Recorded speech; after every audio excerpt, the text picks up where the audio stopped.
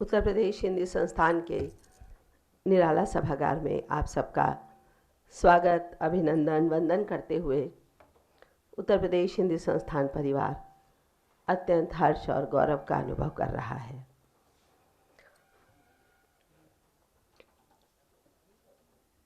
हिंदी संस्थान अपनी अनेक योजनाओं के साथ साहित्यकारों के मध्य निरंतर उपस्थित रहता है।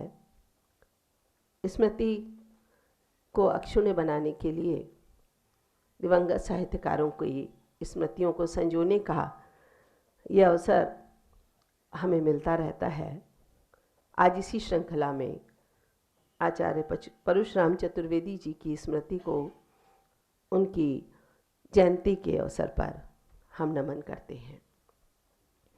आचार्य परशुराम चतुर्वेदी जी का व्यक्तित्व और कृतित्व बहुआयामी और प्रेरणाप्रद है।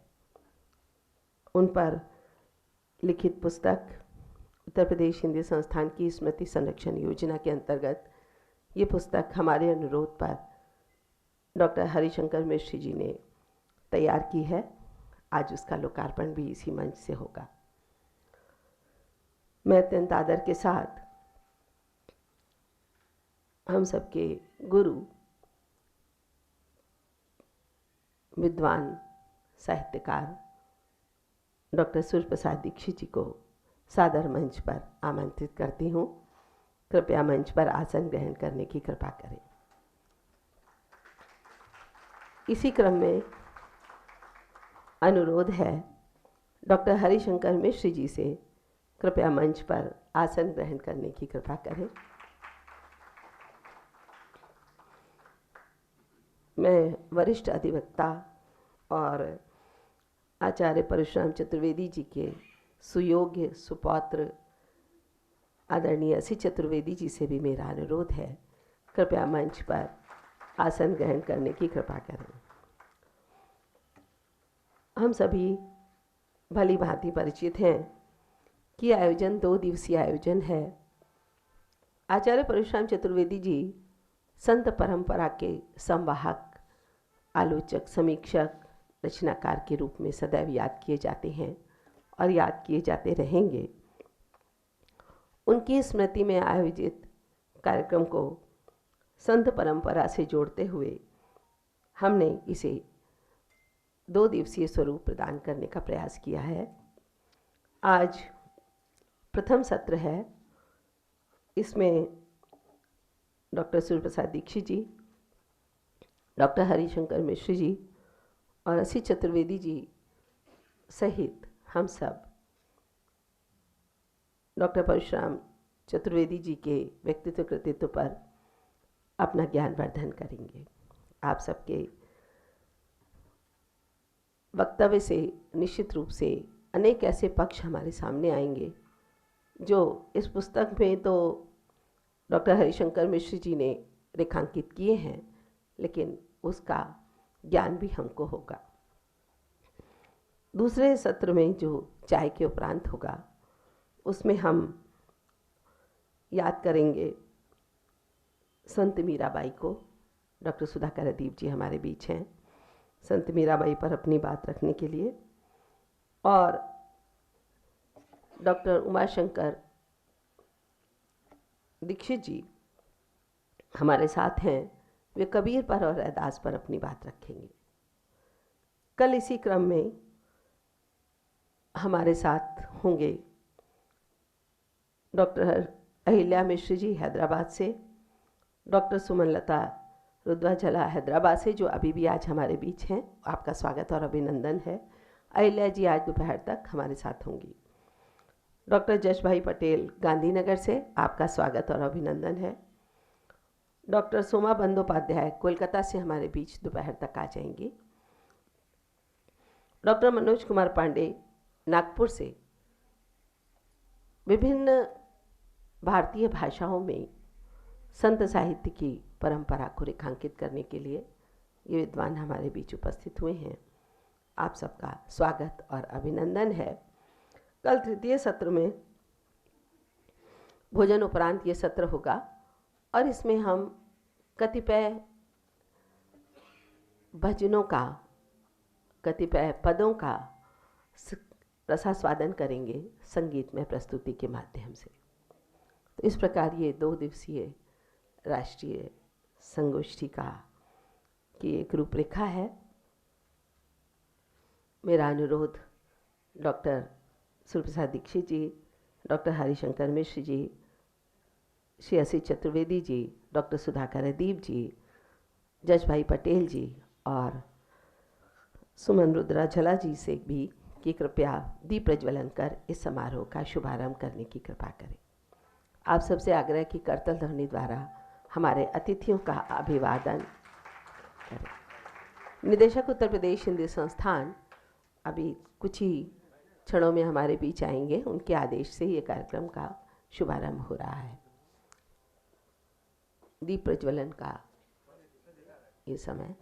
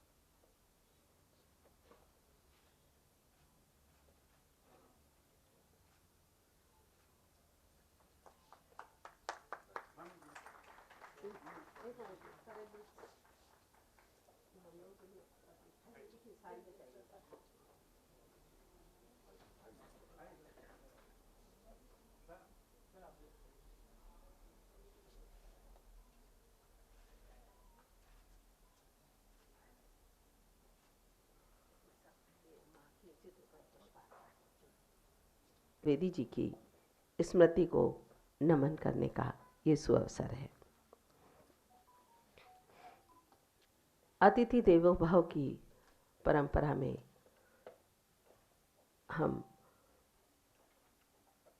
मंचासीन अतिथियों के स्वागत के लिए उत्सुक हैं और मेरा अनुरोध है उत्तर प्रदेश हिंदी संस्थान के पूर्व प्रधान संपादक श्री अनिल मिश्र जी से कि अतिथियों का स्वागत और अभिनंदन करें। आइए श्याम कृष्ण सक्सेना और प्रदीप दुबे जी सहयोग करें। सर्वप्रथम डॉक्टर सूर्य प्रसाद दीक्षित जी का स्वागत और अभिनंदन।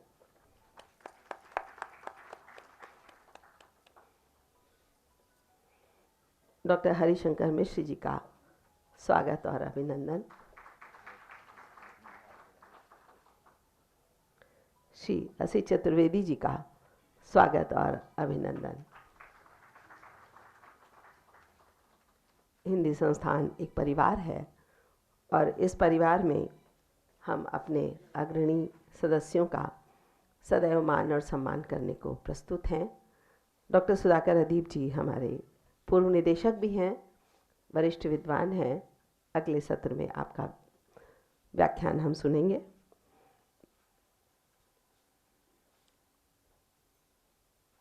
माँ वीणा पाणी की अभ्यर्थना के लिए निराला जी की अमर पंक्तियाँ वरदे वीणा वादिनी वरदे के लिए प्रस्तुति के लिए मैं आमंत्रित करती हूँ रिद्धिमा को। आप सबसे आग्रह की करतल ध्वनि से रिद्धिमा का स्वागत करें।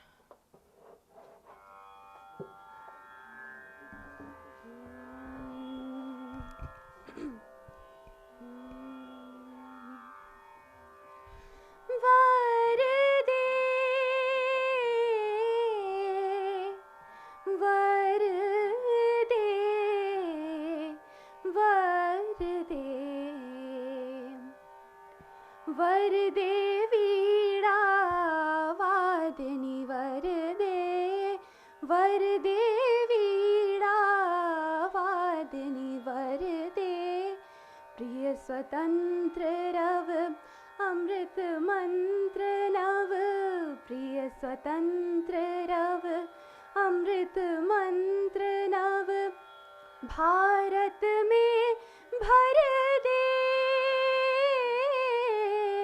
भारत में भर दे, वर दे वीणा वादिनी, वर दे वीणा वादिनी, वर दे काट अंधुर के बंधन स्तर, काट अंधुर के बंधन स्तर, वहाँ जननी ज्योतिर्मय निर्झर, वहाँ जननी ज्योतिर्मय निर्झर, कलुष भेद तम हर प्रकाश भर, जगमग जग कर दे, जगमग जग कर दे, वर दे वीणा वादिनी, वर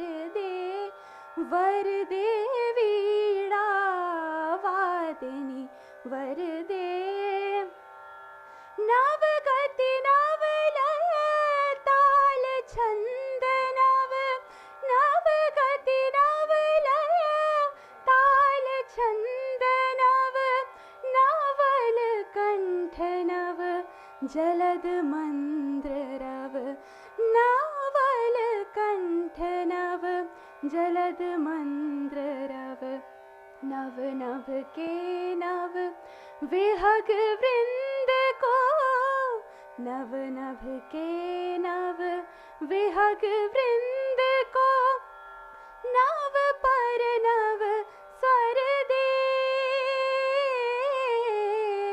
वर दे वीणा वादिनी, वर दे वीणा वादिनी, वर दे वादिनी, वर दे वादिनी, वर दे।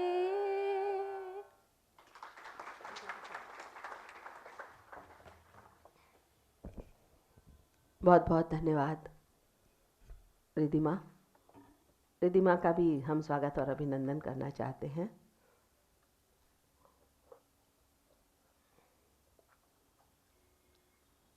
ये उत्साहवर्धन है और कुछ भी नहीं।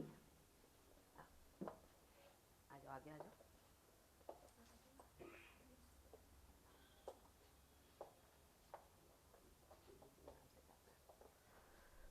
मेरा अनुरोध डॉक्टर कैलाश देवी सिंह जी से कि रिद्धिमा का स्वागत और अभिनंदन करें, आशीर्वाद लें। आइए।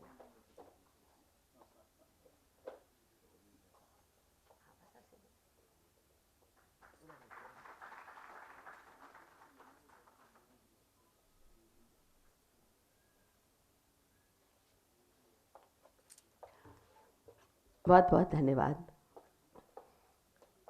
आदरणीय डॉक्टर के.डी. सिंह मैम, और बहुत बहुत शुभकामनाएं रिद्धिमा के लिए सुंदर संगीतमय प्रस्तुति की।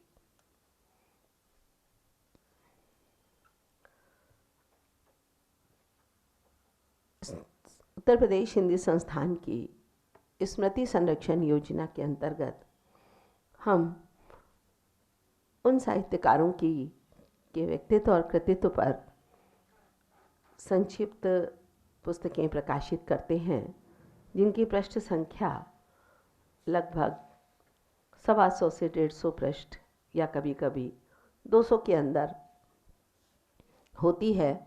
और इसका उद्देश्य ये होता है कि उन साहित्यकारों पर हम अपनी भावांजलि तो अर्पित करें ही, साथ ही प्रथम दृष्टया उनके संबंध में हमें जानकारी मिले और शोधार्थी विद्यार्थी उससे जुड़ें। अब तक संस्थान ने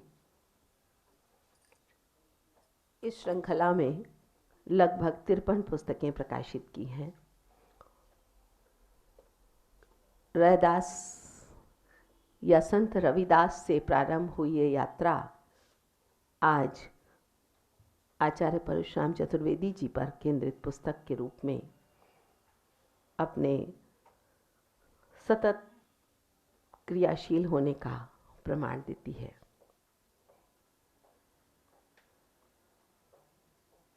मैं अत्यंत आदर के साथ असी चतुर्वेदी जी को आमंत्रित करती हूँ हमारे बीच अपनी बात रखने के लिए। असी चतुर्वेदी जी आचार्य परशुराम चतुर्वेदी जी के सुयोग सुपौत्र हैं और साथ ही आप इस प्रांगण में अधिवक्ता के रूप में भी जाने जाते हैं और देश भर में आपकी ख्याति है। अनेक आयोजनों में हमारे साथ रहते हैं। आप सबसे आग्रह कि असी जी का करताल ध्वनि से स्वागत अभिनंदन करें।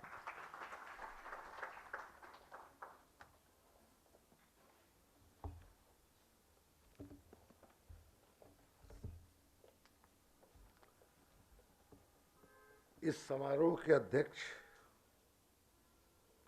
डॉक्टर सूर्य प्रसाद दीक्षित जी,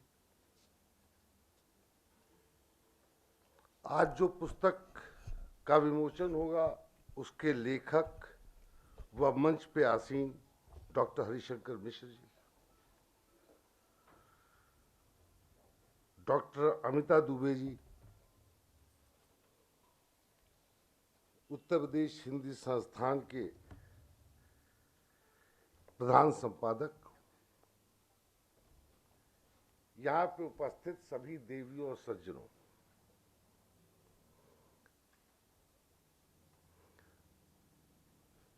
मैं आचार्य परशुराम चतुर्वेदी के सबसे छोटे पुत्र का ज्येष्ठ पुत्र हूँ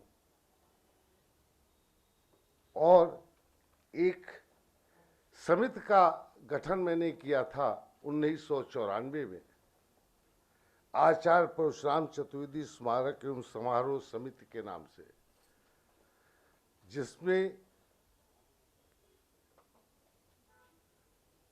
मुख्य रोल जो है डॉक्टर अमिता दुबे की पूर्वाधिकारी मेरी आदरणीय बुआ जी डॉक्टर मंजू लता तिवारी जी, उनका मुख्य रोल था। ये कार्यक्रम मेरा प्रयास और मेरी बुआ जी का प्रयास 1994 से शुरू हुआ और तब से लेकर के मैं कभी लखनऊ, कभी बलिया, कहीं ना कहीं कुछ न कुछ साल में एक कार्यक्रम करने का संकल्प रहता है। इसमें मेरे परिवार के सदस्य लोग, मेरी माता पिताजी,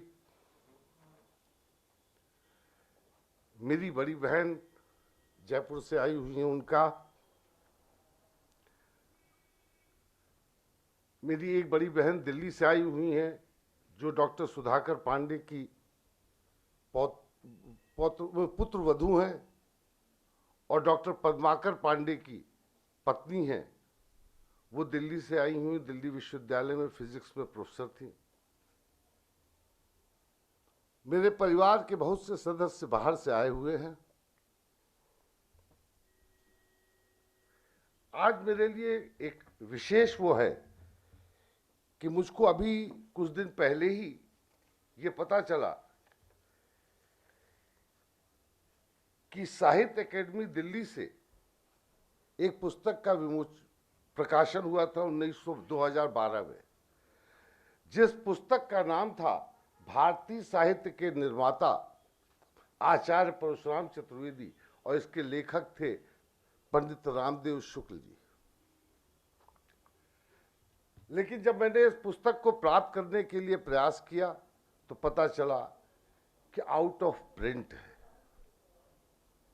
मैं निरंतर प्रयास कर रहा हूं कि ये प्रिंट में पुस्तक आ जाए। एक छोटा सा प्रयास मैंने कुछ दिन पहले किया था, कुछ वर्ष पूर्व, तो एक ये पुस्तक जो है उत्तर भारत की संत परंपरा का प्रकाशन हो गया था और आज की तारीख में ये अमेज़न इत्यादि के ऊपर पूर्ण रूप से उपलब्ध है।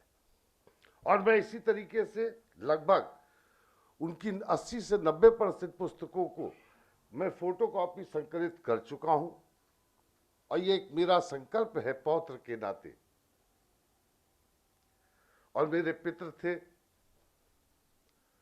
उसके नाते, कि मैं उसकी एक ई लाइब्रेरी बनवाऊं,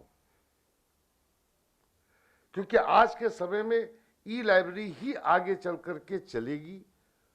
और दूसरा एक प्रयास है कि इनकी पुस्तकों को अंग्रेजी में अनुवाद किया जाए, जिससे कि और भाषाओं में उसका अनुवाद हो सके, क्योंकि हिंदी भाषा खुद में रह करके ही जितनी प्रगति नहीं कर सकती जब तक कि उसका और भाषाओं में उसका अनुवाद नहीं होगा। और उसके विद्वानों का आप ही लोग उसके हैं, मैं तो एक वकालत करता हूं, एक पौत्र के नाते जो दायित्व है उसको मैं निभा रहा हूं। मैं अपने ऋण को न पूरा कर पाया हूं न कर पाऊंगा। ऐसे आयोजन में जब भी मैं आता हूं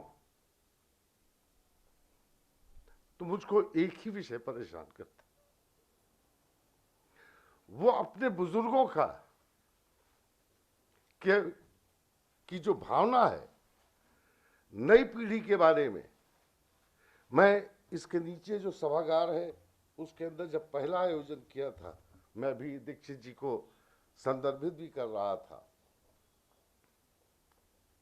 तो उस आयोजन में होने के बाद एक व्यक्ति थे, मैं उनका आज भी नाम नहीं जानता हूं कौन आदरणीय व्यक्ति थे वो, लेकिन वो पूरे आयोजन हो गया, पूरा सभागार में जो लोग थे सब चले गए, वो अकेले बैठे रहे। तो मैं अंत में उनके पास गया तो मैंने कहा कि बाबूजी आप आए, बहुत अच्छा लगा। तो उन्होंने एक वाक्य इस्तेमाल किया, वो मुझको सवेरे दोपहर शाम रात अधिकतर वो कौंधता रहता है कि काश तुम्हारे जैसा पौत्र सबको मिले। इसके मतलब कि हम युवा पीढ़ी के बारे में, अपनी उपलब्धियों के बारे में जो भी सोचते हैं कि हमने ये उपलब्धि कर ली, हमने ये उपलब्धि कर ली, लेकिन हमारे पूर्वज, हमारे वरिष्ठ हमारे बारे में क्या सोचते हैं, ये एक जानने का विषय है। और उसी श्रृंखला को बढ़ाते हुए मैं एक प्रयास कर रहा हूं। अगर आचार्य परशुराम चतुर्वेदी जी को याद किया जाए तो उस समय पे हमारे छोटे बाबा पंडित नवदेश्वर चतुर्वेदी जी को न याद किया जाए तो मेरे समझ से ये अनुचित होगा, क्योंकि अगर आचार्य परशुराम चतुर्वेदी जी ने जो पुस्तकें लिखी हैं उनका प्रकाशन तभी संभव हो पाया है जब पंडित नवदेश्वर चतुर्वेदी जो उनके अनुज थे उन्होंने उस कार्य को किया है। इसलिए मैं पंडित नवदेश्वर चतुर्वेदी का भी नमन करता हूं। एक बार बहुत पहले एक छोटे से प्रयास से एक पंडित नवदेश्वर चतुर्वेदी के ऊपर एक पूरा एक साहित्य छोटा मोटा मेरा प्रयास था। भोजपुरी लोक करके एक पुस्तक होती थी, उसके अंदर एक पूरा वो जी एक प्रकाशन कराया था। एक छोटा मोटा, मैं हिंदी का तो नहीं हूं लेकिन मैं एक प्रयास करता रहता हूं और मैं इसी तरीके से प्रयास करता रहूंगा, ये मेरा संकल्प है। और ये मैं सबसे ये बड़े उससे कहना चाहता हूं कि जो लोग ये काम नहीं करते हैं कृपया करके अब शुरू कर दें, कभी देर नहीं हुई है। इससे वो ये सोचे कि इसमें उनको कोई परेशानी होगी, आर्थिक हानि होगी। मैं विश्वास दिलाता हूं कि ना आर्थिक हानि होगी, जितना करोगे उसका 20 गुना तुमको मिलेगा। ये विश्वास रखो और पूर्वजों के लिए करते रहो, 20 गुना मिलेगा। और जो लोग अभी तक जिन्होंने नहीं किया, कोई बात नहीं, सवेरे का अगर शाम को घर आ जाए तो भूला हुआ नहीं कहते। मैं सबसे ये आह्वान करना चाहता हूं इस मन से कि सभी लोग अपने पूर्वजों के लिए जो भी संभव है वो करें, जिससे कि पूर्वज लोग हम आपको आशीर्वाद देते रहें और हम आप इसी तरीके से प्रगति करते रहें। क्योंकि अपने को तो सभी लोग, जैसे विद्वान भी कह सकते हैं या self style Khalistani commander in chief भी कह सकते हैं, लेकिन जब तक कि पूर्वज आपको रिकॉग्नाइज नहीं करेंगे तब तक उसकी रिकॉग्निशन कुछ होती नहीं है। यहीं पे मैं एक चीज और कहना चाहता हूं कि जब इस सभागार के अंदर चित्र देखे मैंने, और जब भी किसी ऐसे सभागार में जाता हूं जहां पे चित्र देखता हूं, तो एक विषय कौनता है कि मरणोपरांत कितने लोग याद किए जाते हैं और उनका वर्ग या उनकी श्रेणी या उनका क्लास क्या है। जो मैंने समझा है कि इसमें से लगभग सभी सरस्वती के उपासक थे। तो सरस्वती की उपासना करके आप मरणोपरांत जीवित रह सकते हैं, क्योंकि यही एक माध्यम है जिसके माध्यम से आदमी मरणोपरांत भी जीवित रहता है। यह सही है कि औसत आदमी अपने पुत्र पुत्रियों के माध्यम से सोचता है कि मैं जीवित रह लूंगा, लेकिन यथार्थ यह है कि इनमें से कोई भी पुत्र या पुत्री की वजह से या पौत्र या पौत्री की वजह से यहां पे उसको फोटो नहीं लगी है, चित्र नहीं लगा है। उसका चित्र लगा है तो इसलिए लगा है कि सरस्वती के उपासक थे। तो सरस्वती की उपासना, पूर्वजों को याद रखना, ये एक बहुत बड़ी दो चीजें हैं जिससे आप अपने जीवन के अंदर आगे बढ़ सकते हैं। मैंने आचार्य जी को, जब इनका देहांत हुआ था तो एक सवाल उठा बनारस के अंदर नागरिक पंचायत सभा के अंदर कि बैनर क्या लगाया जाए। जब उनकी अंतिम शव यात्रा, तो ये अंतोगत्वा वहां पे सभी विद्वानों का मत बना कि संत मरा क्या रोइए जो अपने घर को जाए। यही बैनर बना और इस बैनर को ही ये हमने इस पुस्तक के अंदर उस चित्र को भी वो किया है। इसके अंदर कहा है आचार्य परशुराम से, संत मरा क्या रोइए जो अपने घर जाए। तो हमारे बाबा एक संत थे और वो न कभी स्वर्गीय कभी नहीं होंगे। ये केवल सरस्वती के उपासक में ही ये दम है कि वो कभी स्वर्गीय नहीं होता। लक्ष्मी के जितने उपासक हैं सब स्वर्गीय होते हैं, चाहे वो टाटा हो चाहे वो बिरला हो। क्यों? एक कानून के विद्यार्थी की हैसियत से मैं बताना चाहता हूं कि हमारे यहां एक उत्तराधिकार का कानून है, दुनिया के सभी कोनों में है। उत्तराधिकार के कानून का ताला तब खुलता है जब आदमी मृत्यु घोषित होता है, उसके नाम के पूर्व स्वर्गीय लगाया जाता है। जब तक स्वर्गीय नहीं लिखा जाएगा उत्तराधिकार के कानून का ताला नहीं खुलता है। और सरस्वती न कभी ट्रांसफर होती है न उत्तराधिकार का कानून लगता है इसमें। लिहाजा सरस्वती का मैं उपासक था, सरस्वती को उपासक हूं। मैं इतना ही हूं कि आचार्य परशुराम चतुर्वेदी जितनी सरस्वती की वकालत करके उन्होंने हिंदी की सेवा की, मैंने वकालत कर करके हिंदी की सेवा डायरेक्टली नहीं कर पा रहा हूं, भाषा से नहीं कर पा रहा हूं, लेकिन कुछ सहयोग कर पा रहा हूं।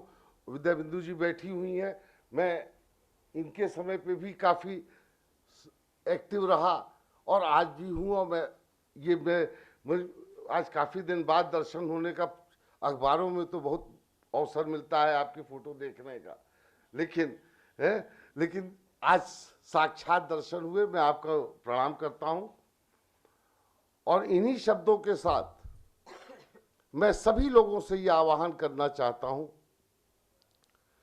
कि इस कार्य को आगे बढ़ावें। और मैं डॉक्टर अमिता दुबे जी से ये अनुरोध करना चाहता हूं, ये ज्ञापन करना चाहता हूं, ये परिवार की तरफ से एक अनुरोध करना चाहता हूं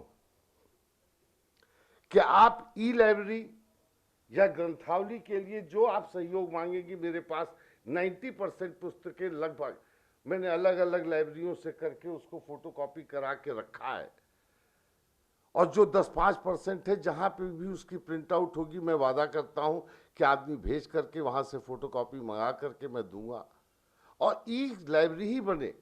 और मुझको कोई उपयुक्त व्यक्ति अगर इस सभागार में कोई बैठा हुआ है, अगर बतावे कि हिंदी से इंग्लिश ट्रांसलेशन की कोई व्यक्ति हो, तो मैं उससे इंग्लिश ट्रांसलेशन, कुछ नहीं तो बिगिन विद करने के लिए इसी पुस्तक का इंग्लिश ट्रांसलेशन भी कराना चाहता हूं, क्योंकि मुझको मालूम है कि हिंदी भाषा से जब और भाषाओं में जाएगा तो इस बात को और आगे प्रगति मिलेगी। तो मैं इन्हीं शब्दों के साथ अपनी वाणी को शांत करता हूं और आप लोगों से धन्यवाद कहता हूं।